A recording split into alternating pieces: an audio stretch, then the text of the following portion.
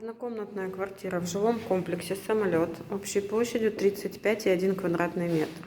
Коридор 5,3 квадратных метра.